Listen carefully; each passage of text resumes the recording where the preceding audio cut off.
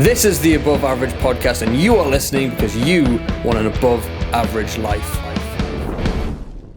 Hello everyone, and welcome back to the Above Average Podcast, the podcast where we talk to above average people about their above average lives. Now, my guest today is a female health and empowerment coach, having helped hundreds of women get in shape, revamp their lifestyle, and feel better within themselves. She's also been tangoed and flexed her results on the big stage as well. So please welcome Laura Smith to the show. How are you doing, Laura? I'm really good, thanks. Thanks for having me. Yes, thank you very much. And you will notice if you're watching this as well, Laura is the first guest to drink out of the Above Average Podcast mug. Is it good? Does it? It doesn't taste like weird plastic. No, my coffee tastes great. Fantastic, good. Yeah. Starbucks plus my mugs makes everything better. It does. Amazing. So, I've added this question in because we originally had this schedule for, I think it was the end of last year. Yeah, it was. And things just happened. Christmas was going on and everything just kind of went haywire. So since then, you've actually worked closely with a fellow guest on the podcast, Amy Porter. Mm-hmm. So I'm just curious, how do you know her and why did you decide to mesh the sort of the neuroscience stuff with the fitness and lifestyle? How did that come about? Oh, so me and Amy are in the same coaching group with Paul Moore, and then she started doing the brain coaching. And I asked her to do a masterclass for my clients, and she just blew us away. And with what I'm creating in my program, and mindset is a big thing. When you're transforming your life and changing everything about yourself, mindset is a big thing. But what I like to do is get my clients to understand why they do things. So bringing Amy in was like just the final like element that I needed, that third coach. So I've got Kath Allard in as well, who's like the nutrition chef. Right. So there's three of us. Nice. But Amy's just really getting my clients to understand why they struggle to change habits or go back to square one. What's happening in the brain when they're stressed, overwhelmed. We've even talked about flow state, which is, you know, when you're like... Flow state's when if you're doing something that you're really into and you feel like you've been doing it for 10 minutes and you've been doing it for 40 minutes, that's like in your flow. Yeah. And just all these things, and my clients absolutely love her. So it's really just understanding like why we do things and how we can change it, and not feeling like you can't do something or you need willpower to change and things like that. It's like just really understanding it in your brain and just getting your habits, behaviour, stuff like that, all that really. I like it because it's true, people do get in the gym and they do not usually see the mindset side of things. Usually it's like, oh, how can I get bigger biceps? How can I get bigger chest? And if you told them to start with, starts in your head, they'd think you were a kook. They'd think you're a whack, wouldn't you? But actually, it's 100% true. And I think more coaches now are starting to realize that it's like, if you can get the mindset right, at least first, the results will come faster, I think, personally. Because, the one thing that I always struggle with was understanding motivation. I think that's a big thing for a lot of people, is they don't understand how motivation works, or willpower. They think they've got to be disciplined and stuff, but that actually often is the worst place to start because they're relying on something that they cannot also generate themselves.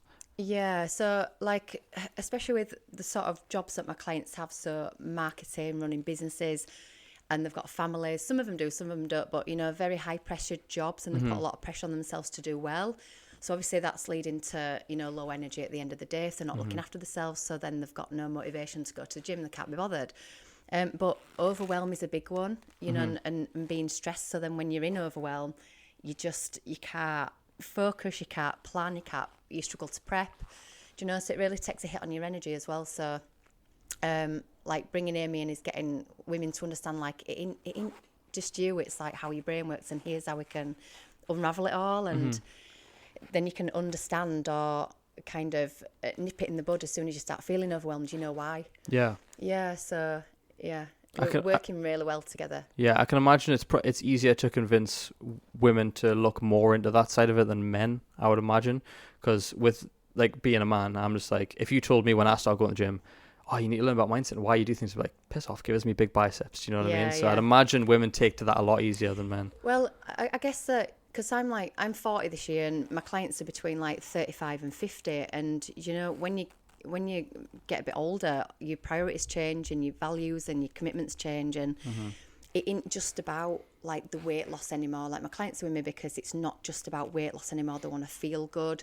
They want to have long-term health. Going through perimenopause, the hormones are changing. Yeah. They're starting to look at where. God, what does my future look like if I carry on feeling like this, and if my life's like this and I don't do anything about it? I'm just nothing's going to change. Yeah. So there's a big shift that they go through. So yeah, it is more important, the want to know, rather than just like the weight on the scales is like, yeah, they want to lose weight and they do, like the fat loss, but it's not the be all and end all anymore. They want to live a long life and, you know, be there when the kids are older, and grandkids as well. They want to be, you know, fit grandmas, you know. So it's like just looking at getting through menopause as well, and perimenopause in a healthy way, and not struggling so much really. Yeah. As well. And we'll dive into a few of that later, but I want to take you back to sort of when you started in the fitness world. So was fitness something that you were always into? Like, how did you first start getting into it? Oh, so when I was at college, I guess, because there was no social media back then, was there, when you're 17, 18? No social media. It was like magazines, Muscle and Fitness, or I think it was like Women's Health. And I did join the gym, but I was clueless. Like, I didn't know what to do. But I remember coming across one of these like Muscle and Fitness magazines, and the women in there just looked so happy, confident, healthy, you know, great curves. And I'm like, I want to be like that, you know, reading what they eat, and they just look like they've got the life together, basically. Yeah. And I love that. And I didn't know how to achieve it or who to ask, because there was like no one around me. And then I had a boyfriend for 5 years around that time, and he went to this local gym, so I went with him, and that was when I was first kind of introduced to people that were training, you know, eating well, bodybuilding shows. So I went to local bodybuilding shows, and I was just like, this is the lifestyle that I want. You know, because everyone was like confident and eating well, and I'm like, I want to be like these people, because I was so shy. I didn't know what to do, you know. And there weren't many girls that were training back then. There was only like one or two. So that's when I like started getting into it, really, like learning. But obviously, you know, because there were no like social media, and you couldn't get all confused about who to ask and who the best person was asked. Everybody went to one person for their advice. Yeah. Do you know, it was always one person. So you just listened. It's like, oh, you'd have to go up and go, excuse me, can you just show me how to train my shoulders?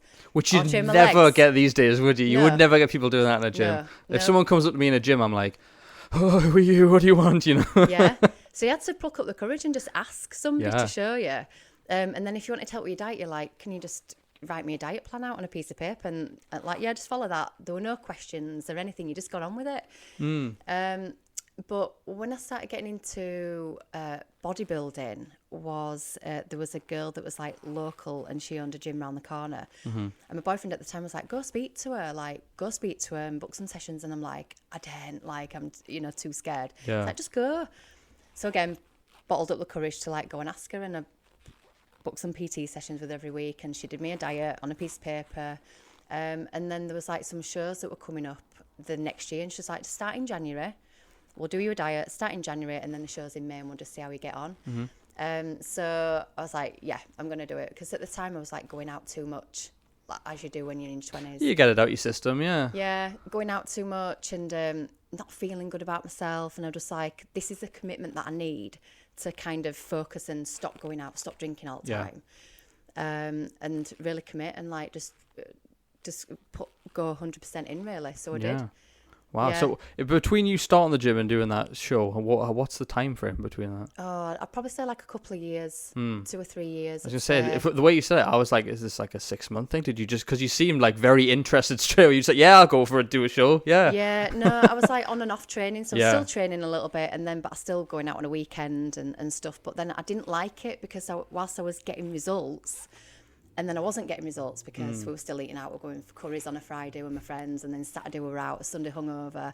And it was just like, I don't like this inconsistency, do you know, because I'm making progress and I love it, and then I'm just kind of feeling like crap again on a weekend. So for me, I like that commitment. So I knew if I did this, you know, if I prepped for the show and I did the diet, it was kind of like an excuse to go, I'm not drinking, I'm not eating out, this is what I'm doing for the next 6 months. You know, and I could do it because I was, you know, in my 20s, so I didn't have any other commitments. Yeah. So I could go all in. So, it's nice that having that purpose is, I think, the key to it, to a lot of it, because I think people try and do so much with the time, but if you can just find one thing that you can really hone in on, it makes the world a difference. Like, I remember, like, just from my personal experience, when I first started the gym, I went straight in with a PT, because I was pretty miserable, to be honest. I had a miserable part of my life, and I'd just been broken up with like a few months beforehand, and I was like, the guy she went out with afterwards was like really jacked, and I was like, well, this is gonna piss me off because now I've got to go to the gym, and now I've got to get jacked, because you know what I mean. That was the motivation for me. But in terms of like how I got started, and I've totally lost my train of thought. I'm just thinking about like back then. What I've lost my train of thought. I do apologize, but you start thinking, don't you, about your past? Yeah, I have. Like, which is something I don't really think about. But I think in terms of like how I felt when I started, I just wanted to be, jacked. I didn't care about the mindset side of it. I didn't care about making it a lifestyle. But then my PT was like, well, if you're going to commit to this, you have to make this part of your lifestyle. Yeah. And he's like, I'm going to give you a more intense diet plan. I want you to come here more times. Probably thought because it's more money for me. But, and it was just like, once my mindset changed from being like, okay, well, I just go to the gym, to now I've got this goal, I've got this focus, I've got this purpose, and I can get up, go to the gym, come back, and I'm more focused on the food side of it. And like, how can I, instead of going out all the time to Weatherspoons, how can I make sure that I don't go there and I go to the gym instead? So I started booking my sessions in when I would normally go out sometimes. Not all the time, because I still need a social life, but it was like, I made sure that I could sort of worm fitness and lifestyle and food more into it, because like, can you come out and drink now? Oh, well, I've got to fit this food in. You know what I mean? And I think having that purpose really cemented it for me. Yeah, because so back then, like making that transition, I mean, because I was young and I felt like I was stepping away from my social circle. So it was like, I felt a bit, it was hard because I felt like lonely and like I just walked away from everyone. But I thought, well, I have to do this because I'm not happy. Yeah. I'm not happy at all. And then because I had that commitment there, it was right, I'm not going to think about everything else. I'm just going to get my meals done, do my cardio at 5:30 in the morning. 5:30, nice. Yeah, before work. So it was like, we didn't have Fitbits neither. It was like an hour cardio, do an hour's walk. And then it was like 6 meals a day, worked full time. And then at weekend was like posing practice and stuff. So, but it was something I wanted to do. So I did it. And when I started feeling better, because it wasn't just about, doing the show. It was just about wanting to just feeling better and confidence. Yeah. And having like, when I was going to the shows and being around people that were training and stuff in the gym, I just liked how it's the hard work. Like, you really respect the hard work that you do yourself. Like, no one's done it for you. Yeah. No one's done it for you. Yeah, you've had some advice, but you're the one that's got up for the walks. You're the one that's eating that food. You're the one that's said no to certain things, and that's what I wanted, was that like discipline in my life that I'd never had, and that direction that I'd never had as well. So, yeah. Nice. So when did you decide to take up the coaching side of things? So I was working at O2 for 12 years, and they opened up voluntary redundancy. They were just making the department smaller, and I was like one of the lucky ones that got redundancy. Not for doing a bad job or anything. Just to clarify. Yeah, it wasn't like doing a bad job. It was just that I don't even know, to be honest. But yeah, everyone was like, "Congratulations, you got like VR, so you've got you pay out, and then you're leaving." And straight away I was like, "I'm going to do my PT qualification." Like I knew, obviously, about nutrition, I could train people. Yeah. I just needed that piece of paper to go work in a gym. So I was like, right, I'm gonna go self-employed. But when I went more online and got more into the mindset and self-development was through lockdown, because I was pretty full doing my PT. But then when lockdown happened, it was like, well, I can't PT face-to-face. It's thrown me in the deep end to do my 6-week program that I wanted to start. Yeah. So that's when I like kind of transitioned more doing the online stuff. But then I got more into learning about like our behaviours and why we do things. And just I started doing weekly coaching calls in Facebook, on a Friday.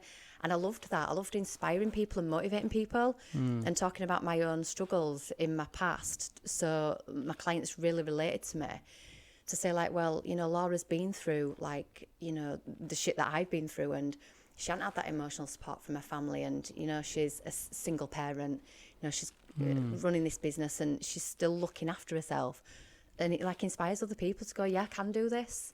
Yeah, because it's different from seeing everyone who's had it almost like on a silver spoon, I guess you would say. You know what I mean? Where they're just like the tops are always off, they're always flexing, and they've had no real hardship. They're just like they go to the gym and they make money off PT, and versus someone who's been through the shit, they've got struggles, they've got things, but they're still getting it done. It's just way more. I would rather pay someone the money to teach me who's been through all that and who lives that lifestyle than someone who's like, oh yeah, just go to the gym, just eat this, here's me and all my steroid muscles.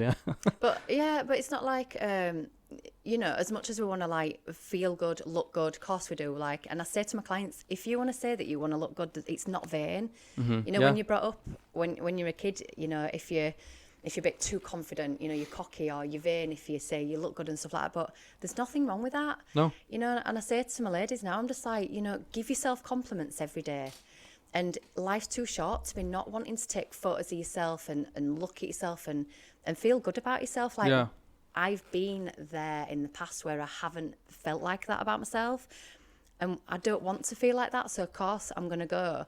If somebody says you look great, I'm going to thank you because I've worked hard for it. Like, I've got no issue saying that because I have worked hard for it and I want to have that confidence. Yeah. Do you know? Like, don't get me wrong, I do have days where I go, like, yeah, I don't look great and stuff like that. But, majority of the time, I won't back off a compliment from anybody because why should we do that? Were you the kind of person that used to back away from compliments and try and talk your way out of getting them? Well, I guess I just never felt like good enough, and I didn't have confidence back then.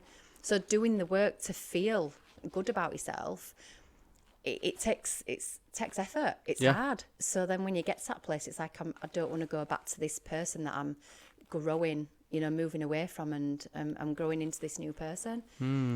Interesting. I'm just curious, the friends that you mentioned before that you were going out with quite often, do you still see those friends now?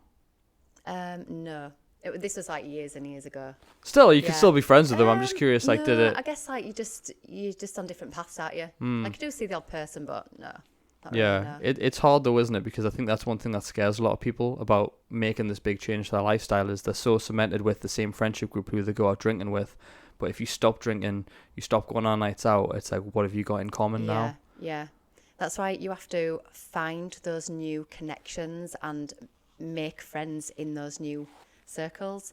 Like, I've been in the Paul Mark group for about 4 years now, and the networking and the friendship circle and that peer group you've got is just incredible. It really helps you keep leveling up, and then you're finding people that are on the same page as you. Like I say, like Amy and Kath as well, they're my coaches in my program, and we talk nearly on a day-to-day basis all about goals and check in with ourselves, with each other. It's nice to know that it's like, when you work in an office and you kind of got like your work bestie that's sat next to you. It's like you've got that now, but it's virtual, but you need that.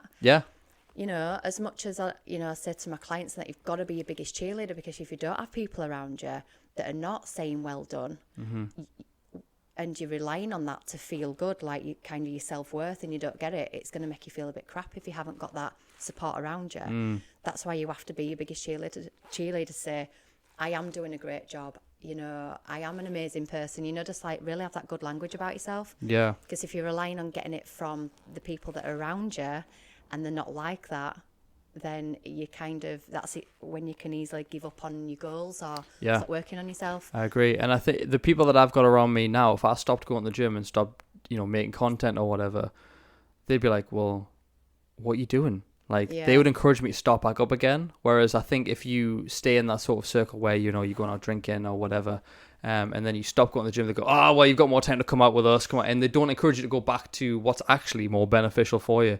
And that just shows you the difference between the peer groups, I think. And I think if you're listening to this, you've got to find what we would call your tribe, I think. And it's a daunting process for a lot of people, I think, because obviously we coach the clients in the gym downstairs and that. And one of the biggest things is the people around them that bring them back down to their level. Because it's like, well, what are you spending that much money on a PT for? What are you spending that on the gym for? How many pints you can get for that? It's like that sort of mentality seeps into people, and that will hold so many more people back. It's just like a difference in values, really. Yeah. Because some people do not value what you're doing. I spend a lot of money on food and training and self-development and all that, and then some people that I know don't, and that's okay. you know, it's just like difference in what you value in your life, really. Yeah. So describe those first few months when you decided to go self-employed. Describe it in terms of how did you get the clients in? Did you know what you were doing in terms of being a self-employed, or did you just wing it? Just wing it, really. So yeah. So when I left O2, because I didn't want to spend my redundancy, I bought a house. I was doing PTing on a weekend, like alternate weekends when I didn't have Blake. Yeah. Monday nights, early Tuesday morning, but I got a job for 12 months in a different telecoms company. Mm-hmm. And then as I was building my PT clients, people were asking me for like 2 or 3 sessions a week. And I was like, I need to make a decision now, what to do. And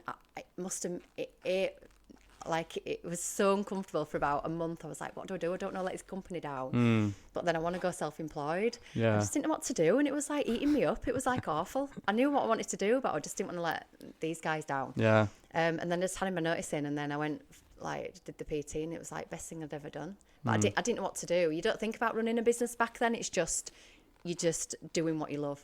Yeah. You're doing what you love. I like that. Yeah. You're just doing what you love. And, but then, you know, obviously when you start wanting to grow and do more online stuff and do this and do that, then you've got to look at it differently like I do. Obviously, it's been 5 years now, so look at things very different. And, you know, I'm still learning to be a business owner, and I'm still learning off coaches. You know, it's always an ongoing thing. Yeah. Well, as a business owner, what do you think is the biggest hurdle you've had to sort of get over? Loads. It changes. Well, you can give us your top. You can give us your top 3. Top 3. I'd say your belief about yourself. That, you know, can I get to this like finance goal, or can I get this amount of clients in? Yeah. Can I change, you know, my message? So like I said, I've gone from just training people, like building muscle, losing weight, getting fit, stuff like that, to really like, I want to change your life now. You know, that's just like a small part of it. It's, you know, I want to change your mindset. And, you know, some of my ladies are like setting up businesses and leaving their jobs, and even just like loads of stuff, you know. So even changing your message and thinking like, can I coach that sort of person? But I guess that just comes from just doing it anyway, like doing it even if you're scared, but working with you know, being around people that push you to do that. You've got to. Yeah. Sometimes you can just stay in your comfort zone, which you do. So definitely mindset blocks along the way. What's the other one? I guess time management, organisation. Yeah. Doing the things that you really don't want to do. So you're not allowed to be a procrastinator. Well, yeah, we all do, don't we? Yeah, true. Yeah, we all put off what we don't want to do most. Yeah. I'm not the most organised person, but I'm definitely getting better. Even if it's by 1%, like, you know. So it's really just looking at, if, you know, where you are now in your business, is if you want to go that next level, you've got to change yourself. And these little habits, like you can't sit up till 11 o'clock at night, you've got to get to bed. Which we were talking about before the cameras rolled, Just those little things, and really sitting and, just really being more organised with your time and stuff like that, like getting stuff done. It's hard when you deal with other people's time, I think, as well, is one of the big ones. Because it's like, when you just got to turn up to the office or whatever, it's just your time, you know. You clock in at 9, you leave at 5, whatever. Yeah. When you work with other people, you've got to work on their time. They're late. What days can they do? What can I swap around? It's a lot more, you know, mental bandwidth you've got to use. And self, like, motivation as well. Do you know, even when you're tired, or, like, the biggest thing is just, like, being ill. And then I've got Blake, who's, you know, like 9.5. And trying to like work and look after him, and then try to get yourself better. It's just, that's like really hard. Yeah. I was going to jump on to the next one, which is the sort of, because you obviously said that you do all this stuff. You have a family. You're not just, I go to the gym, I coach, You've got all this. You're juggling all this stuff. In terms of what you said, Blake was 9.5. Yeah. How has your mindset towards fitness and health sort of changed his life? Because most kids grow up on, you know, Happy Meals or whatever they fish fingers and chips. Yeah. Has that changed how you've raised him? So when I split up from his dad, Blake was about 18 months. And, you know, I guess there's a stigma that single parents struggle, you know, it's hard for single parents. It's hard for all parents. But I didn't want to struggle. This is a big, like, thing that drives me to look after myself and do well is because, you know, I don't want to struggle. So I guess for, like, you know, I take Blake to the gym with me sometimes in half term. Nice. You know, we go for big walks. You know, his dad's done bodybuilding as well, so his dad's into fitness. So he's got two parents that are like into mindset and fitness and stuff. But yeah, don't get me wrong, he does have odd, like, McDonald's. He hasn't had one for ages though. But he hasn't had one for ages, you know. So it's the Happy Meals aren't worth that anymore, are they? He No, don't yeah. eat vegetables, like, you know. That's a challenge, just getting me a spoonful of peas. Do you know? So it's not, we're not perfect, like, but, you know, we do our best. But I guess for me, like, my why was I want Blake to, like, look at me as a mum and go, that's my mum there, that strong one. And that's the thing, away from just going to the gym and feeling good, is how I want Blake to see me, and how I want to be seen as a single parent, really. One that's, I mean, I haven't got my shit together, but, like, I've, you know, I look after myself for, like, that, you know, be a good role model to Blake. But now, because I'm coming up to 40 this year, my whole view on this is, like, where do I see myself at 70, 80, 90? Do you know, I still want to be going up penny again. I still want to go have these big walks in Lake District. You know, I don't want to be struggling when I'm 80, 90, sitting in a chair for 10 years watching Corrie eating Bob and biscuits, like, struggling. I don't want that future. So if I can delay that as long as possible, then that's why I'm, you know, I train and I walk and look after my gut health a little bit more and stuff like that. So making a lot of shifts now in my own life and my own health and well-being because of that future me. You know, because I want to be a fit grandma. I don't want to be a, you know, when Blake has how many kids he has, I want to be the one that's, you know, able to look after them for him. Yeah. Do you know? It's longevity thinking. And I think one of the things that people don't stop to think about is, are they living their life as an example or a warning to others? Because you're an inspiration to somebody, whether it's your kids, your brother, you know, your friends, even your parents, although parents don't like to listen to their kids very often, but it's like, you're an inspiration to someone, and how you live your life, they will see that. Because, like, one of the classic things is kids don't listen to what you say, they follow what you do. I mean, they do kind of listen. They pretend they don't, but they do. They are They do take stuff in, don't they? Yeah. I think, I mean, obviously, I always think, like, what kind of, because I haven't got kids yet, and I always like to think, what kind of dad am I going to be, right? And I'm hoping that I'm still doing something like this, and I'm hoping that I'm still training, and I hope that when they see what their dad's doing, they're like, I want to live a life like him. They don't have a dad that just sits on his arse and does nothing and is just like, has a few cans of Stella and watches the match. I've got nothing against guys that do that. You know, if that's your thing, that's your thing. But it's just not for me, and that's not the example I want to set for my future kids. I'm saying all this now, and I could totally turn into that. I think when it comes to, you know, I'm big on, like, you know, kids, like, mental health and, you know, like, because I lived in York for a year and I worked in one of the gyms, and I was training a lot of girls that were like 16, 18, in the 20s. You know, they had eating disorders and, you know, self-harmed. They didn't say, but you could see it. They'd overcome it, but you could see. And even talking about how, you know, girls and boys are really affected by, you know, TikTok's big and social media's big, and, like, we didn't have that when we were younger. It was like, if you compared yourself, it was like to somebody's older sister, wasn't it? Or the brother. You know. Well, you never know what I was.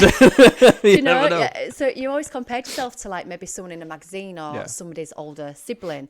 Whereas now you're seeing people that are photoshopping the pictures, or, you know, using camera angles and standing in a certain light. I've done bodybuilding. It's all about creating an illusion on stage. So I know that when I'm looking at someone, I'm like, that's not right. Do you know? But then these young, you know, kids, like this next generation, are coming in going, well, that's what my life should be, like that. And it's like, it's wrong, it's false, do you know? So that's why, you know, anxiety is a big thing, and, you know, the low mood and all this stuff. And I'm just like, it frightens me for my son. So obviously, because of what I'm passionate about for, you know, what I do with the empowerment for my clients, is I want Blake to grow up to be very secure in himself. So I get him to stand in the mirror with me, and we take a selfie, and I'm like, you know, just check your hair and just check your clothes. You look smart for school. Be aware of yourself, you know. not be conscious, but just be aware. There is a fine line. I understand what you're saying as well. Yeah. Just be aware of yourself, not be like, oh, I can't look in the mirror and I'm shy. And, you know, even like the potty training and stuff when he was young, it was like, I need a wee, just go there, you know, kind of being a bit like, oh, I'm not bothered, you know, I don't want to like hide my shy, because I was a very, very shy child. Yeah. And I don't want that for him. And he's very confident, a bit too confident sometimes, but you can't take that away from him, you know. So I always kind of look at the bigger picture and think like how I kind of speak to him, or, you know, talking about confidence and stuff like that is going to help him. Well, hopefully help him. I mean, obviously when he gets a teenager, things might change. But kind of setting himself up for a good, strong, like that self-worth and like, no, I'm Blake and I know who I am, rather than being conscious about stuff and things like that. Do you know, do you think he's going to prevent that a little bit? Yeah. Do you think he's going to grow up to be a ladies' man, like a confident ladies' man? Do you think? Does that scare you a little bit? Or? Yeah. Just he said to me the other day, it's like, oh, such and such said I'm cute.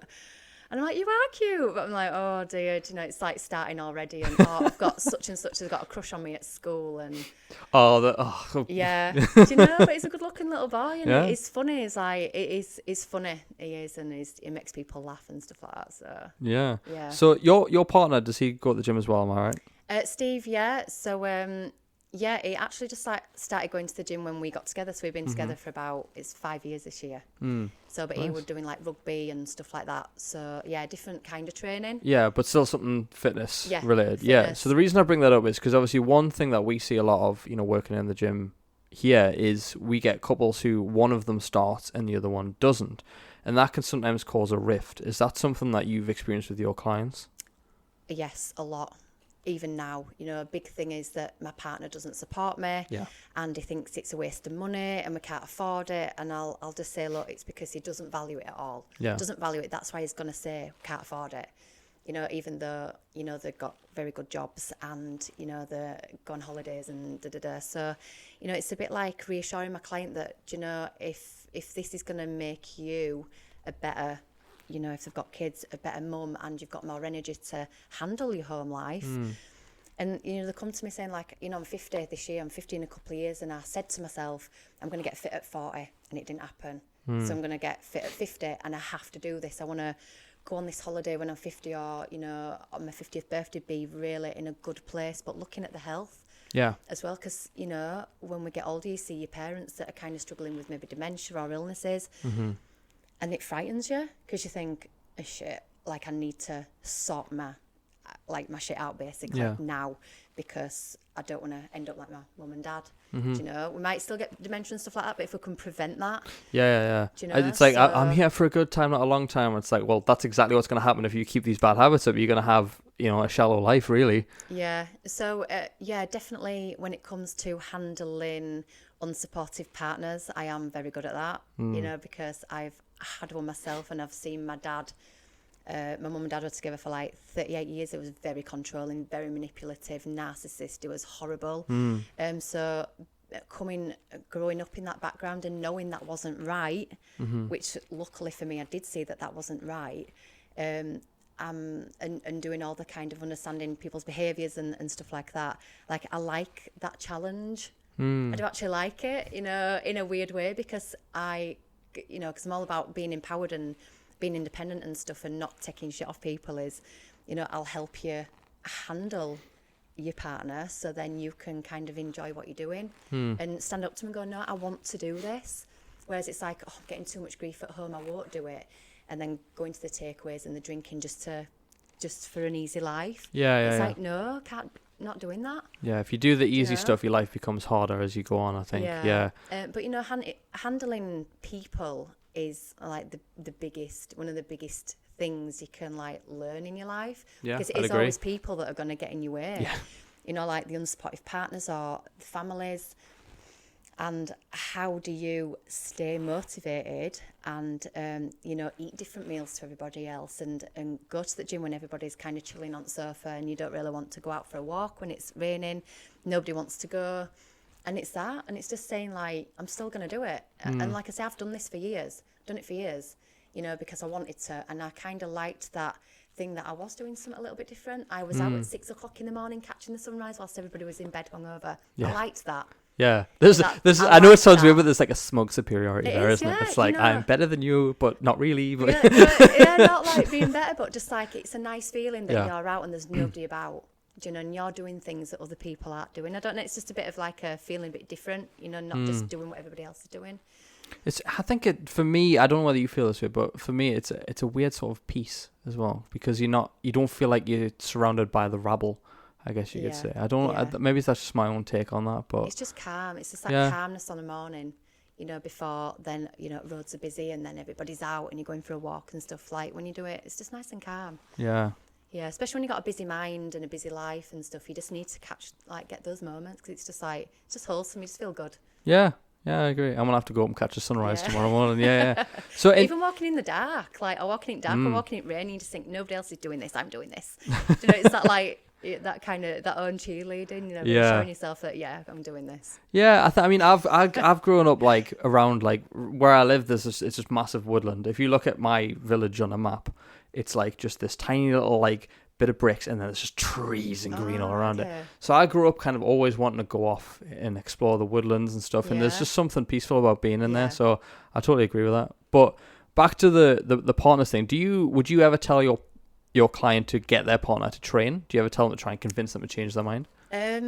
No, but it's about trying to get them on board, because it's the grief sometimes that my client gets from, you want to go out for a walk and all this. And it's like, okay, well, the best thing to do is, because your partner likes to go for a piece of cake and a coffee, do the walk and then go for the coffee and cake at the end. And that way you're kind of encouraging them to do the walk, but they're getting their thing at the end, because it's that reward. It's like training a dog, isn't it? Well, it is. It's a bit of manipulation. It is. It is. And I'm like, you're doing this for you, but then your partner thinks that you're doing it for them.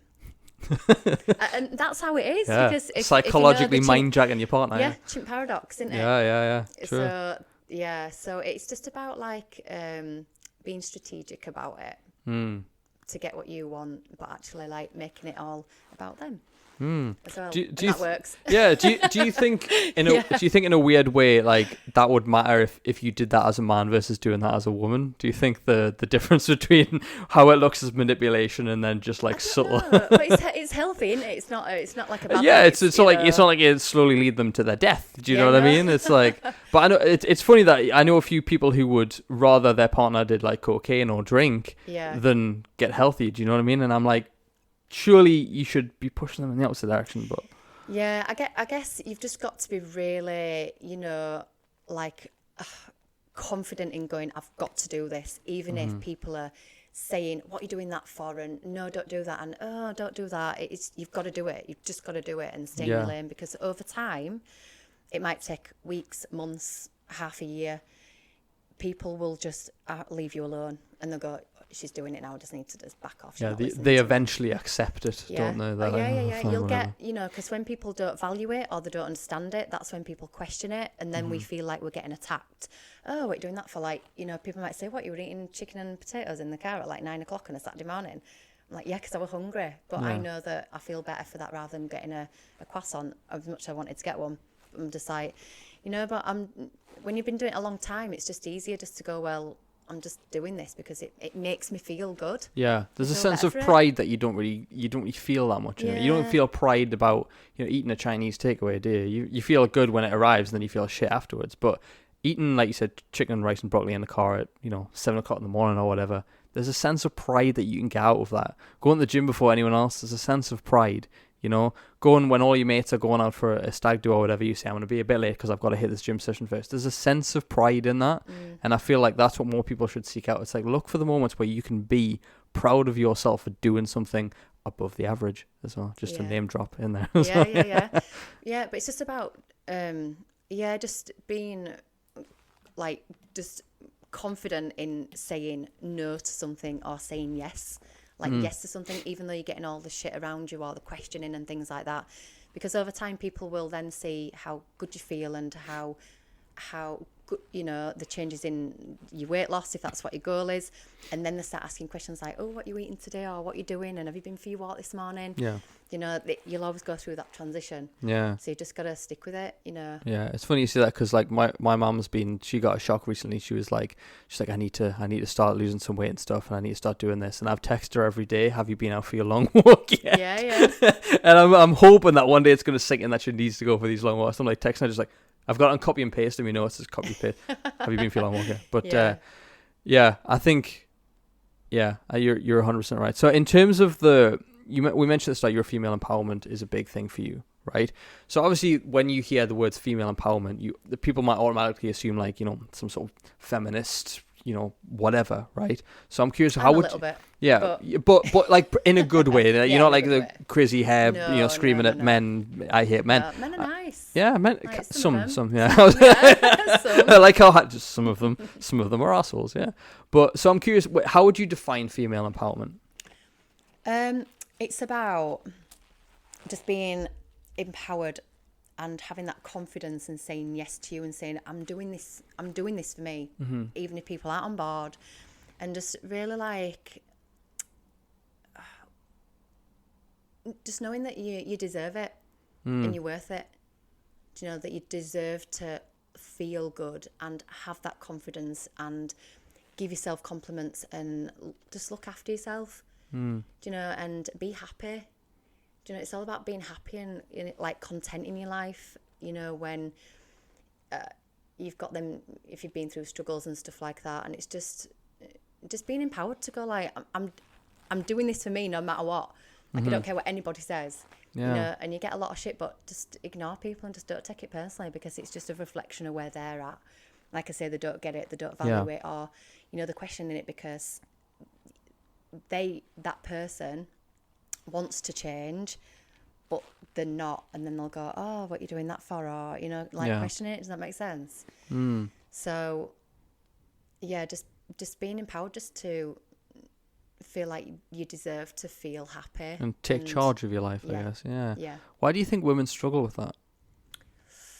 I guess a lot of things can come from your parents. So you always hear that, you know, my mum's always struggled with her weight and yo-yoing or restricting our food when we were younger because she was scared of us putting weight on, do you know, or never letting us eat like sweets and crisps and chocolate. So then obviously when you get older, that's when you want to have it because it was taken away, but quite extreme.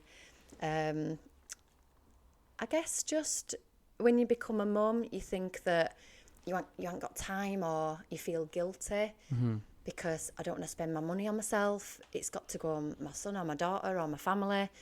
But actually just looking at it in the wrong way. Whereas, you know, what are you letting your daughter and son see? Do you know, is that if you want them not to struggle with their weight or not to struggle with their eating or their confidence like you might have done, then like show them the way and bring them on board. Do you know? Yeah. I mean, I think if the parent hasn't done the work on themselves, it's just going to be this endless cycle because they're going to pass that down to their kids. They're going to pass that down to their kids. So I think you're probably one of those coaches that's encouraging people to break that chain and be like, this cycle of shit and not having confidence in yourself stops with you. You need to stop this and then pass the lessons, the correct lessons down to your kids. Because like, you know, past is past, and as much as it can still be there, what you've been through in your head, it's about, you know, you've got to do the work. And I know that I've done the work with my coach, is that if there's been something that I've struggled to overcome and I'm still resentful about a person treating me a certain way, or resentful about like my dad or anything like that, or other things going on in my family, you have to look at, well, what are the strengths that you've got from that and the lessons. And when you do that work, that's when you get the gratitude and you see the positive out of the negative. And you know, you can still feel resentful towards somebody, like, because sometimes it never goes away. But then if you can say, well, I've got, you know, I've set up a business like helping women, you know, be empowered, take back control of lifestyle, look after themselves through my shit. Yeah. And handle unsupportive partners and, you know, people that are manipulative and controlling through the things that I've seen and I've been through. You know, so for me to sit and do what are the strengths that I've got out of that relationship or that upbringing, as much as it were like, well, nothing. I had no lessons or no gifts. It was a horrible time. Actually, when you really sit and look at it, you can go, well, I am who I am today, and I won't ever allow myself to go through that, or allow somebody to speak to me like that, or allow somebody to make me feel like I'm worthless. Yeah. Do you know? Like when you've been through it. So, but you've got to sit and do the work. And even if you get one strength out of it, you can get more strengths out of that. Like, and what else? And what else? And that's how you can kind of like, I can't remember what your question was, but you know. It's okay. I think you answered it really well. Yeah, so, yeah. And I guess, you know, like some things you can never really like get over, and you can't forgive people. Like I would say, some people say you can't forgive, but it still hurts. It's to a point where it doesn't affect you moving forward anymore. It's still there, but it's like, I'm not going to let this affect us kind of thing. Yeah. Because it's about, you know, using pains. Because the thing that I see is people use pains as a barrier not to do something. So like, oh, this happened to me. So I comfort eat and I, you know, stress eat and emotional eater and all this stuff. But you're using it as a barrier, whereas you say, do you know what, this happened to me, so I'm going to make sure that I like start working on myself and build myself into this strong person that I never ever go through that again. And I'm going to show that person or whoever or whatever it is, like you can't affect me anymore. And you can't upset me anymore. Yeah. And even though you might say things to me or you might try still make me feel a certain way, I can kind of get over it quicker than I used to. So it doesn't drag on into weeks or weekend. It might take a few hours just to give your head a shake, or do you know what I mean? So it's about handling those emotions and handling people and setbacks. I love that. That was a brilliant answer. Right. That was a brilliant answer. But I think, well, from my perspective as well, obviously I grew up with amazing parents. My mum and dad, love them both. But my mum's dad, I've only met him the once, but he was a horrible dad from what I've heard. Like obviously I don't know him, but from mum's experience, and you know, like for example, I remember mum told us this one story where like she was when she went to move out of the house, and her dad had bought her like a typewriter. This is going back a while. Fucking typewriter. And he bought her a typewriter. And when she went to leave the house, he was like, "That's mine because I bought it. I bought a few, but it's mine. I bought it." That level of thing. And she obviously, you know, she was very controlled as a child. You know, there's lots of stuff that I don't know what went on because she's kind of trying to move on from it. But from what I've heard as well, and how she's acted as a mom, she's gave us everything we could ever want, and she's gave us so much confidence in ourselves, and she's never wanted us to not do something that we really want to do. And like, I'm forever thankful for that, and I know what she's been through to give us that as our kids. So like, thanks, Mum, you're a legend. But yeah, I just think, you know, really nice. she's always like, obviously these podcasts and stuff, she does go, do you have to use that language? You know what I mean? But like at the same time, she would never say don't do it, or like she would never stop my brother from doing what he wants to do. She's always wanted us to have a better life than what she had. And I think she's a great example of what you were saying, of breaking that chain and not passing it down to the kids. Because you know, some parents aren't aware. Like, you know, some parents aren't aware of things, are they? So, you know, that's great that your mum was aware and wanting different things for you. Do you know? Yeah. So in terms of moving forward with women's confidence, what are some examples of how women can gain that confidence in themselves? Ooh, so if it's confidence in themselves, I'd always start very small by giving yourself a compliment every day. And if somebody gives you a compliment, you say thank you. Yeah, that is a big one. That is a big one. Yeah, I say thank you, full stop. You don't say, oh, thank you, but this top's really old, or yeah, I've just washed my hair. It's like, no, you just say thank you. That's really hard to do, actually. It sounds so simple, but it's hard to do. You've got to say thank you. And if somebody says you look nice today, you go, thank you. You know, or even, looking in the mirror and saying one nice thing about yourself, whatever it is, or like my hair's nice today, or I like anything about yourself. You've got to do it and just start, you know, being present, and just start with those small steps, really. In terms of confidence in other areas, like if it's going to the gym, I mean, I'd always like recommend people to invest in a PT or a coach, because you know, a good one, because you are learning from somebody who's been there and taking all that guesswork away from you, you know, and you can get to where you want to be faster, rather than just going in and just having like no plan, no structure. Do you know, so I'd always, because that's what I did when I were in my 20s, you know, like paid someone to show me how to train, show me how to eat. So like you're starting at the beginning, but with really good advice, aren't you? You know, an experience. It's like the confidence can come from the clarity, I think, is the main thing. I think once you've got it, once you see it down a bit, it's like when your mind's all over the place, you've got a million one things to do. If you write it out, you're like, oh, you know what, that's actually not that much. The clarity of it gives you the confidence and the ability. Yeah, I like that. Yeah. I mean, that's something I've struggled with. I think everyone struggles with getting things down on paper and like having that clarity of where they're going. I mean, for me, my confidence grows through proof that I can do things. So I started deciding that I was going to be an empowerment coach for a while, right? Male empowerment coach, yeah. Besties, right? And one of the things I would always get guys to do was, it's like, if there's something you are scared to do it times 10. So like, one of the first things I ever did to boost my confidence was a skydive. All right, okay. And I was like, that sounds really like out there, right? But I was like, I was still going to the gym and stuff like that, but I really wanted to do something that really challenged me. And for me, it wasn't a baby step. It was like, I'm going to jump off a plane. Wow. And that was me times 10. Now that doesn't work for everyone. Sometimes that's a bit too much. But for me, I would always tell someone, if you're scared to do something, or you're just a scared person, do something times 10. Do something huge. Like my first public speech, you know, I always imagined the first time I get on stage would be like, there's like a room of like 10, 15 people or whatever. It's 120 people was the first time I ever spoken from an audience. I was on a big stage as well. And it was like, didn't have a microphone. I had to shout as well, you know, and that was like times 10. Yeah. And now anything below that is easy. It's easy. Right? It's like, if I'm scared to do something, well, I jumped out of a plane and I did this movement in front of 120 people, right? I just flapped my arms like a bird. This movement in front of 120 people. Why can I not do this other thing? Yeah. So the confidence for me, at least in, you know, the way I coach people, is from proof that you can do it times 10. Yeah. Basically. Yeah. I guess because when it comes to fear, you are going to feel scared about doing something because you're stepping out of your comfort zone and you don't know how it's going to go. You don't know if you're going to mess it up or, you know, can you do it? What are other people going to think? There's all these questions that's going on in your brain, but you've just got to do it anyway. Yeah. You've got to do it.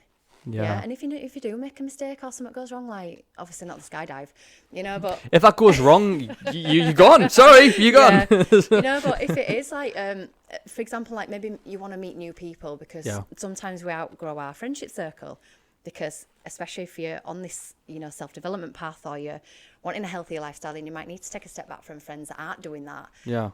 And you want to find that new network, then it's just about just doing it anyway, because instead of thinking like what's the worst that could happen, it's like what's the best that could happen. You might have the best time and come away with like a load of new friends and love it, rather than going, oh my god, I'm not going to meet anyone, no one's going to speak to me. Like, we don't know that. You just gotta do it.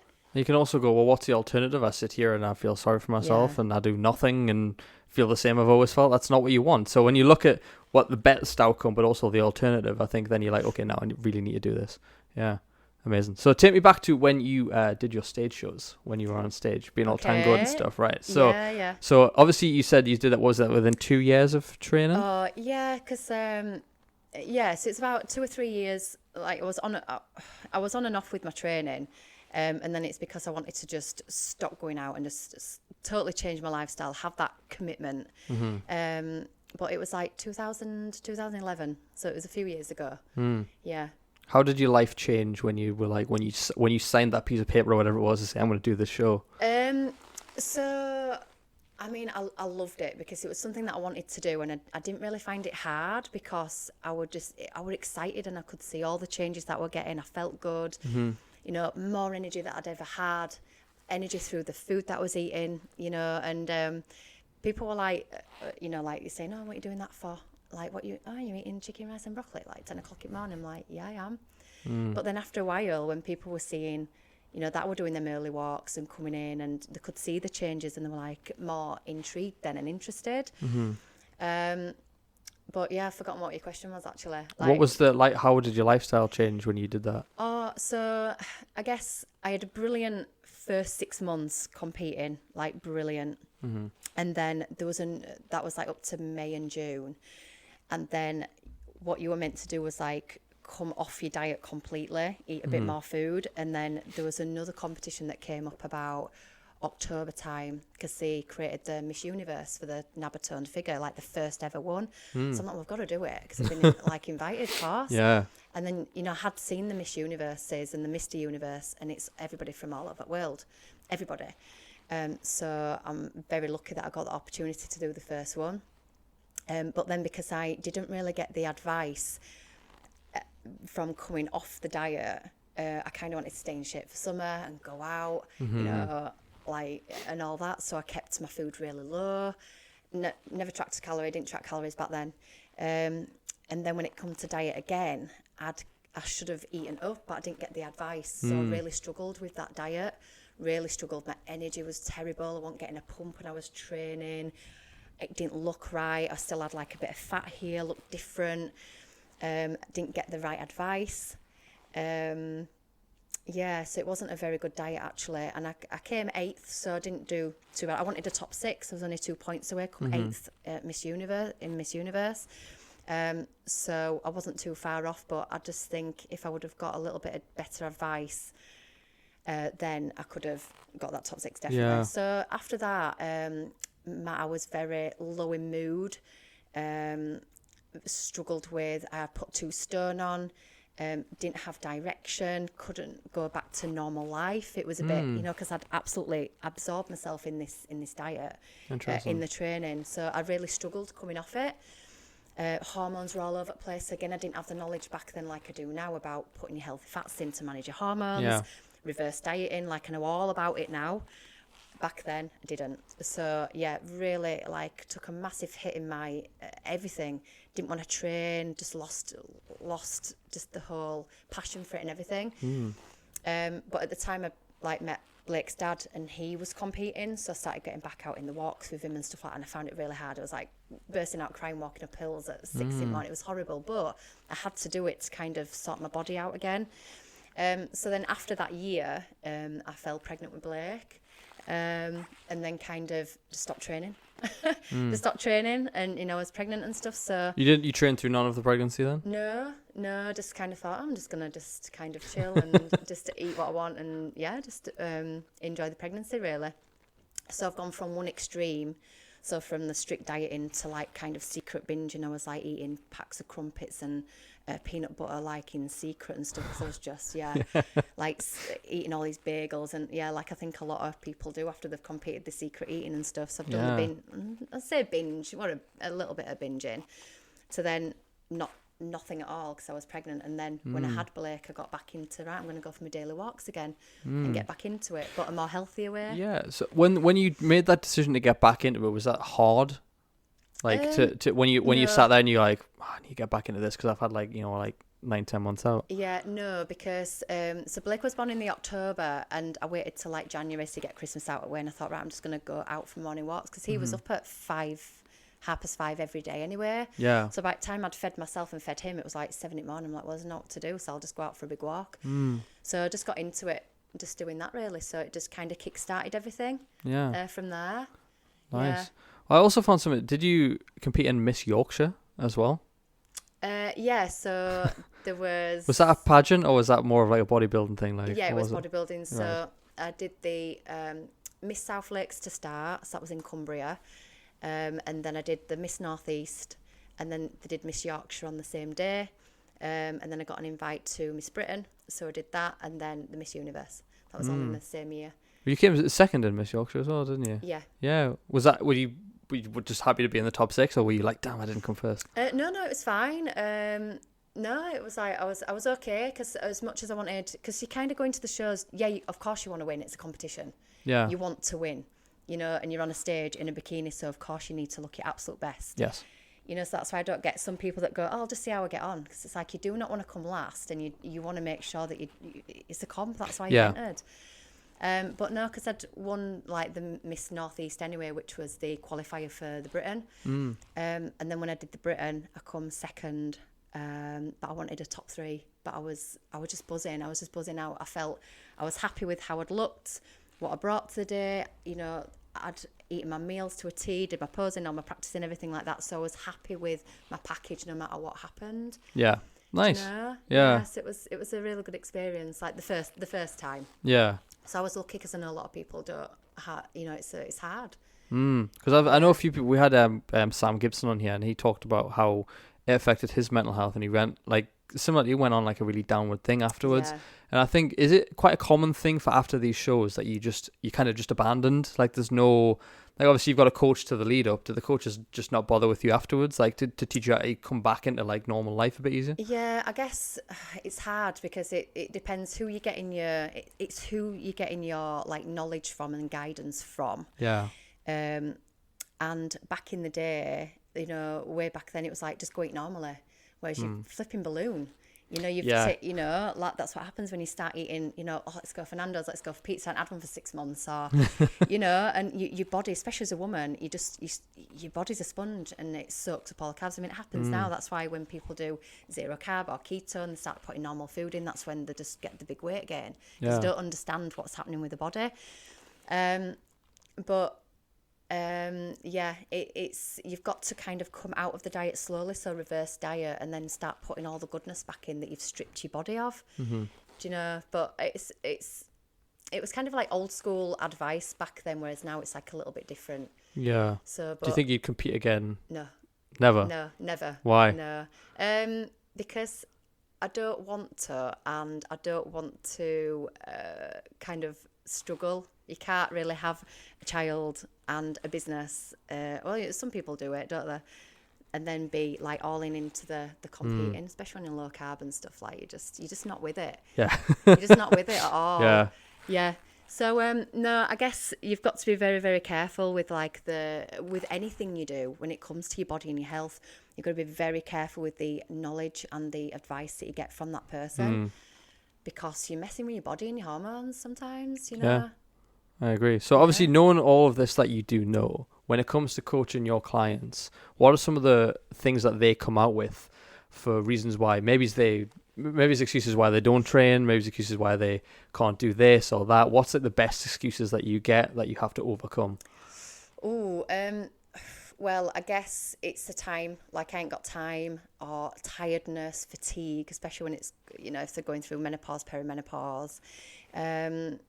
Yeah, I guess it's a time thing, really. Yeah. So how do you get them to overcome that? So we do work on time management. So looking at your diary and finding those little pockets of time where you can do something. Asking for help. So delegating is the things that you can get other people to do in the household. Weekends, use your weekends. How can you tie in like your family time with the things that you want to do? So go for a big walk, you know, a couple of hours, 20,000 steps, dead easy. Yeah. Do you know? So it's just about, because I guess when we get older, we think that we can still train like we're at 20 and we've got all that time in the world where we haven't. You've got to make those adjustments. Do you know? And even just fitting half an hour in is absolutely fine. You've got to like do what you can. But if you're working from home, or especially if you're running your own business, like your diary's yours, so you can fit it in. Yeah. Because that's the whole reason why you got into working for yourself in the first place, is to live life on your terms and do the things that you want to do. So it's like put it in the diary and get accountability as well. You know, I book sessions with Wiley. I've been with Wiley for about 6 years, I think, and that saves me time. You know, I enjoy that. So I've got accountability for my own training. Yeah. I'm curious because obviously you keep mentioning the menopause, and obviously as a guy I have no idea, right? I know the basics maybe, right? Yeah. But how does it affect a woman's training and diet and all that sort of side of things? So fatigue, definitely. You definitely train smarter, so not smashing out a load of classes and hit sessions and stuff, really focusing on strength training. Not like just having really, really hard training sessions, because sometimes you can't recover from it as much as you could before. But really paying attention to the foods that you're eating. So you've got to get some more like nutrients in there, like looking after your gut health, more veggies, more fruit. And things like that, rather than just saying, oh, just have like eggs on toast, which is fine, but let's get some avocado in, let's get some greens in there to, to bring that more nutrients in that you need to support your hormones now. Yeah. What about like in terms of why would you suggest strength training rather than, obviously you said obviously they get more tired easy, they struggle to recover, but do they find it harder through menopause to put on muscle? Is that? Well, so another thing I want to add to that as well is, I guess, because your hormones are a little bit imbalanced, there can be, whilst they're sorting out HRT or things like that, is your emotions are just stronger. So you talk yourself out of things much easier because, I'm tired, or you can have a lot of like more aching as well. So what was the next question that you asked me about? Just why strength? Do they struggle to put on muscle or? So it's, looking at your long-term health really as well. So for longevity and preventing osteoporosis and building that muscle, which, we need. Nice. So if you could go back to the coaching side of things, because obviously you make your own content, you're on social media, you post videos all the time. I see you taking pictures, and obviously you've got quite a presence on there. I'm just curious, is there anything about the fitness influencers and the industry and things that you see online that really pisses you off? I try not to look at anything really or follow anybody because I don't need to, but I think there's just too much, like it's just faff and pointless things where it's the basics work. Like I'll tell my clients all the time, it's the simple things and the basic things that work. So you squats, lunges, deadlifts, shoulder press. You don't need to be doing all these fancy things. And, your meals aren't going to look like people's meals on Instagram. Yeah. The perfect protein pancake. Should have seen, like, Steve made mine this morning and it looked perfect because he's great at cooking, but he's seen mine the other day. Yeah. They're not nice and round and all that. So I think seeing what you see on social media, you think that everybody's, meals look really nice and fancy. No, they're not. Yeah. Sometimes they are just in a Tupperware box and you're eating a cold meal. That's life. Yeah. It's hard with diet because I know so many people, they think that it's like they really struggle to get a handle on it. And I'm always thinking, well, why? Because that chips is bad and salad is good. Like, you know what I mean? There's no disputing that, right? But everyone seems to struggle so much with diet. And it's I believe, because of all these people saying, well, you should eat this and not eat this. And if you eat too much of this, it'll give you this. And it's like, the people don't know what it looks, so they just give up because there's too much information. Whereas I think if you just keep it simple, it's like, obviously the chicken, rice, broccoli diet sucks. It sucks. It's so boring. Even with a bit of sauce, it's boring, but it's effective. And it's like, for me, I'm very much not an extreme person, but like if I was going to lose weight, I would eat that and I wouldn't care because my goal is lose weight. Yeah. I'm not fussed on how I enjoy my food at that time, but I'm like, if that's my goal, that's my goal. But in terms of having it as part of a lifestyle, like how do you recommend someone balance it? Like in terms, do you say to your clients like, okay, you can have pizza on a Friday night and something on a Saturday, or like how do you tell them to balance the diet out? So the best balance really is, that's why I brought Kath into the program, because she's a qualified chef, so she's showing how you can make all these, like your chicken, rice, broccoli meal into like Nando's or into something else, and you can have all these amazing meals that are like healthy, good, balancing your hormones, good for your gut health. But I mean, me and Steve went out for pizza yesterday, but through the week I'll be eating salmon, sweet potato, and I just get on with it because I'm looking forward to Friday or Saturday and we will have that meal out. Or I don't get that many takeaways really because Steve does most of the cooking anyway, but he can cook really nice meals. So when you're making those nice meals at home, you're kind of not missing out. But sometimes you have just got to get on with it. Yeah. Sometimes. Like, you've just got to get on with it. And if everybody's saying I ain't got time, well, why are you putting pressure on yourself to try and make this really fancy menu for 7 days and everything's different? Like, because you ain't got time. And that's why you're putting too much pressure on yourself. Whereas just say, right, I'm just going to eat pretty much A day, B day, all week. My breakfast will be the same. Dinner, something different to look forward to on a night. Mix it up a little, but if you ain't got time, like, don't bother. Make it easy for yourself. Yeah. Like, you've got to make it easy for yourself. And sometimes it's just doing a job. Yeah. As well, which is, you want those results. So you just got to get on with it sometimes. Yeah. Yeah, no, I agree. If you could change one thing about the way the fitness industry talks to people, how would you change it?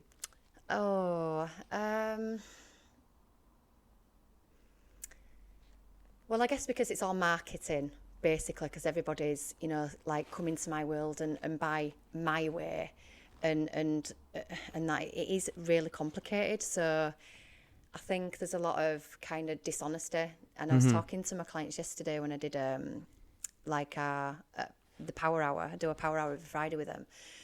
Is that when it comes to slimming groups, especially one in particular, like the only you can slag them off if you want. That's fine. Well, so the work and the don't work, and the reason why the work and the don't work is because we're only focusing on one phase of your journey, and that's that first phase all the time. So like that first phase, first slimming world, is that weight loss. So we try to get as much weight off as possible. You get your certificates, and that's it. But then, really, if you were going to work with me or somebody else, it's like, right, well, we go through your fat loss phase, and it's just the same as bodybuilding. What's bodybuilding all about? Dropping body fat and building muscle. What does everybody want to do? Drop body fat and build muscle tone. Look lean, have nice definition. So you have to go through the kind of the calorie deficit, the dieting phase to drop the body fat. And then when you get where you are, then you have to start doing the reverse diet, start putting more food back in. Find that new maintenance, because you can't stay in that deficit all the time. Yeah. You can't, because you've got a new maintenance because you're more active. Yeah. Everything. So you have to go through your fat loss phase, and then you start doing the bit of a reverse and start putting that food back in. And then you find your new maintenance, and then that's where you kind of stay. Whereas I think that everybody is they just stay in that fat loss phase forever. So that's why they do the fat loss, and then they put it back on. Fat loss, put it back on, and then you yo-yo and yo-yo and yo-yo, and you're going in this cycle here where you need to just get advice from somebody and do it properly over long term. So that's why, if you see people that, do train consistently, or they've been training for years, they can have a couple of meals out a week or go on holiday and they haven't put 10 pound on, and they're stressing about it because they can maintain, because they've been doing it a long time, because they're not messing about with the diet. Like, there's just people mess about with a diet too much, because it's like, what's the next new thing? Like, your brain needs this shiny new thing. And that's what Slimming World, everything do. Speed day, red days, green days, track your sins, do this, do that.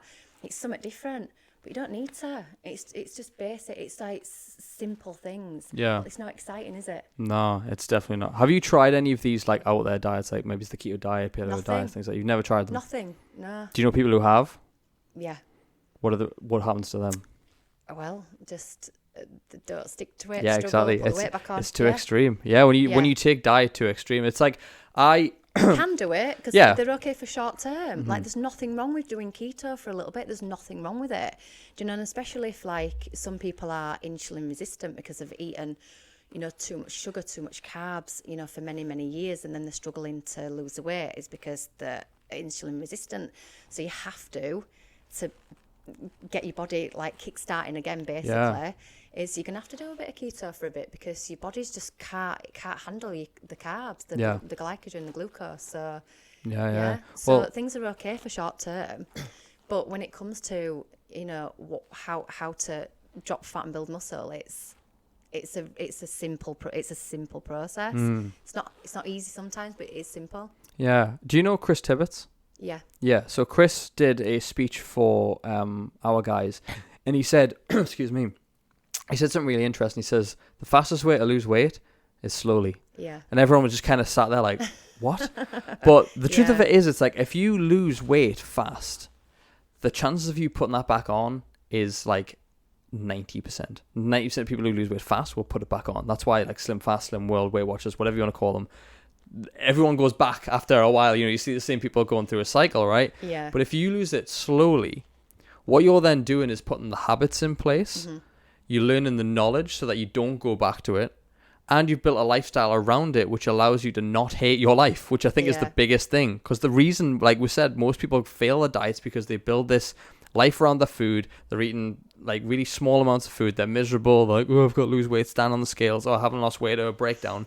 Rather than building that whole lifestyle around it so they feel better and do it slowly. Yeah. Because then, you're allowing for, I've got a meal out, or we're going to have a, unexpected date night, and we're going to go for food, or we're going to go away for weekend. So then it's not like extreme. It's not extreme all the time. And especially, for women, like, you're just messing up your hormones, and your body's thinking, what are you doing? So that's why it won't respond after all this time because it doesn't know what it's doing. Yeah. Whereas your body likes to know what's happening and it likes that routine. You know, so just you've got to be. It is consistent. I know that it's like everybody rolls their eyes when you talk about consistency, but it is consistent. Yeah. Consistency over intensity wins every time. Yeah, it is. Yeah. So to sort of round up our sort of episode, I've got a few myths or things online that when I Googled what things do PT get the most, what questions do PTs get the most, and these were like the 5 that came up the most. Okay. And with people in the comments going like, I fucking hate getting this question stuff. So I just want to know your answers to these and how would you tell someone? So someone comes to you and they say, does muscle weigh more than fat? There's a common one I hear all the time. Oh God, does it weigh more than fat? Like, no.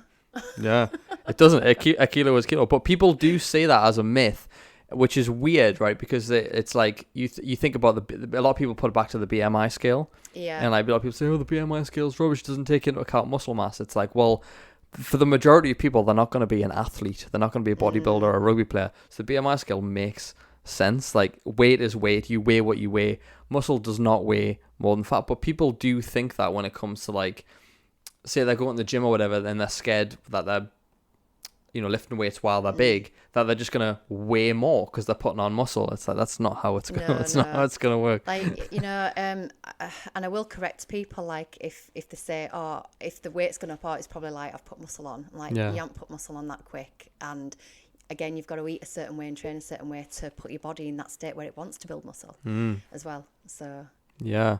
The more you sweat during a workout, the more fat the body is burning. No, that's just your body temperature going up. That's just your body temperature going up. It's true though, because I mean, to be fair, I went through a phase where I was trying to burn some body fat in like the fastest way possible, and I don't know why I thought this was a good idea. That's my younger self. You know, when you look back at your younger self and you think, why did I think that? And there's a big hill near where I live, and I was like, if I run up this hill, never ran in my life, I'm gonna sweat more and burn more. Bollocks. I just nearly threw up a lung. It was ridiculous. But these are the kind of things that I think people get wrong. Like, there's so much misinformation out there because there's probably some PT online going, the more you sweat, the more you will burn, and coming up with some scientific reason. I hate saying those things, man. I hate it. The longer you work out is the better result you get. No, not necessarily, no. No.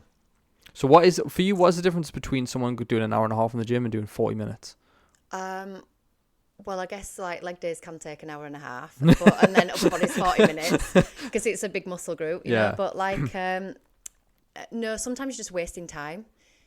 You know, when people say they've got a gym for 2 hours, it's like, why? Because you've got your food to fit in as well, because you're missing that window to like eat to build the muscle that you want in, and you're missing that window by just staying in the gym for hours. But some people do it for the head, don't they? Yes. You know, the training and then a bit of cardio and stuff like that. And, you know, that's okay, you know, but just don't be wasting time, like time you rest. You know, don't be just like having we do have chats between sets, but you don't want to be in the gym for 2 hours. You want to be in an hour and a bit. Yeah. Or less, and then go home, get your food in, because that, if your nutrition's not right, as you know, you're not going to get the results that you want. So that's why you've got to make time for that as well. It's a quality of workout, I think, personally. It's like, are you going in doing 2 sets and then staying on your phone for like 30 minutes and doing it? It's like, that just drags it out so much. I used to leave my phone in the car. Yeah. Or sometimes even at home. And I would just take an iPod because I'm old.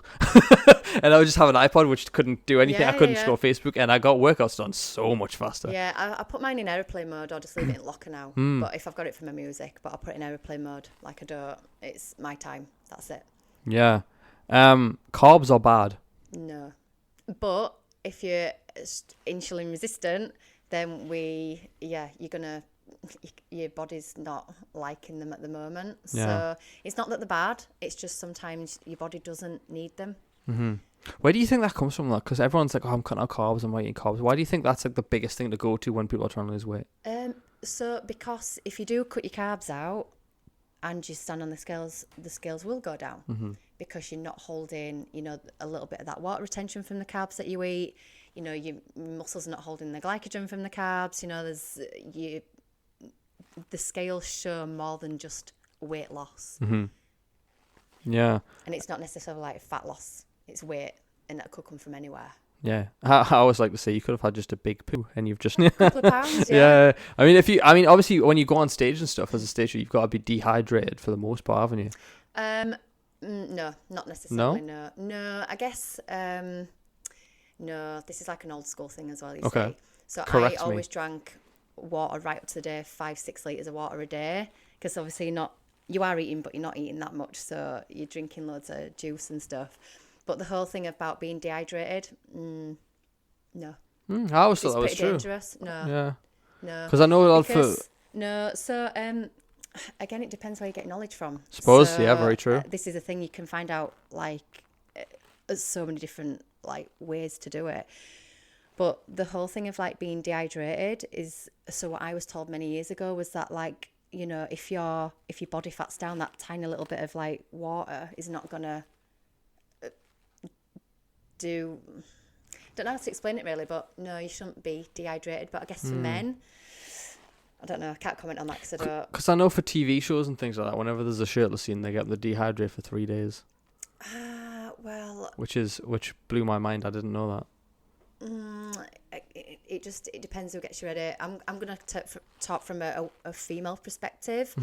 And no, women don't need to, but I guess when you're going down the routes of getting guys ready and stuff, like, I can't really comment on that because I don't know too much about it. Yeah. But I know some people do, and you can do things with water manipulation. I don't know too much about it. It makes the skin thinner, doesn't it? Yeah. Just bodybuilders that do it. It's like, you know, for making a weight, for some sort of comps, people can do that water manipulation. Yeah, because they go and sweat it all out, don't they, in saunas and stuff like that as well. Again, I don't know too much about that really. Yeah, fair enough, no worries. Yeah. But in terms of women, you don't need to, because you're not getting that lean to be on stage, you know, because the toned figure and the wellness, you know, you've got that, you're not that shredded.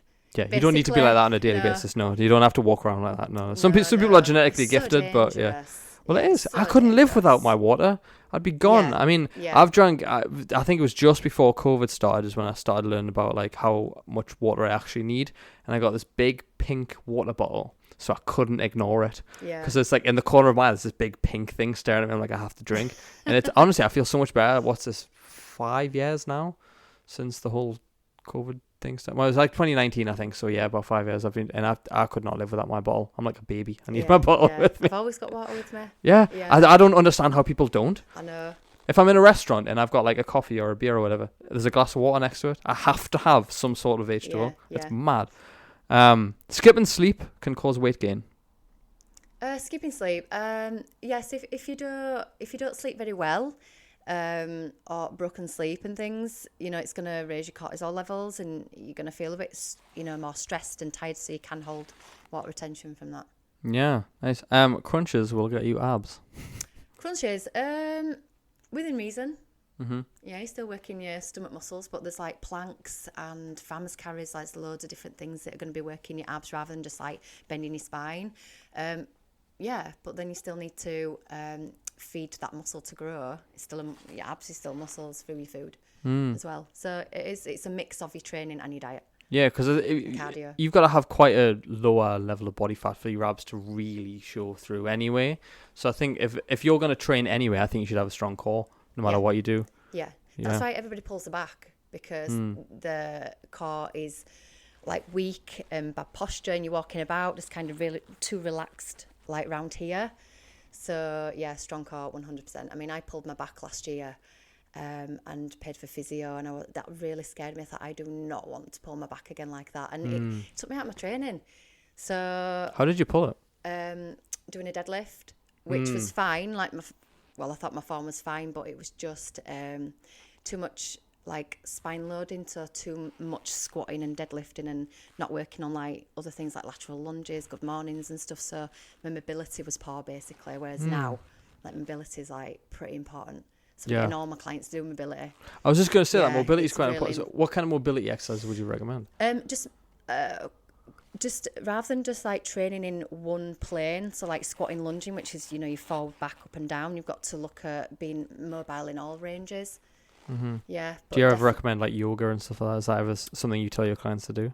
If they want to, but it is just, you know, you're stretching out and you're working on your mobility, like looking after your spine, your hips, like hip mobility. I'm getting all my clients to do that, just 5 minutes. Yeah, because this is where we get tight, don't we? From sitting down, driving, lack of movement. I've definitely found, I don't know whether it's because I'm approaching 30. Apparently, as you approach 30, everything just starts to suck in your body. Like, my knees click more.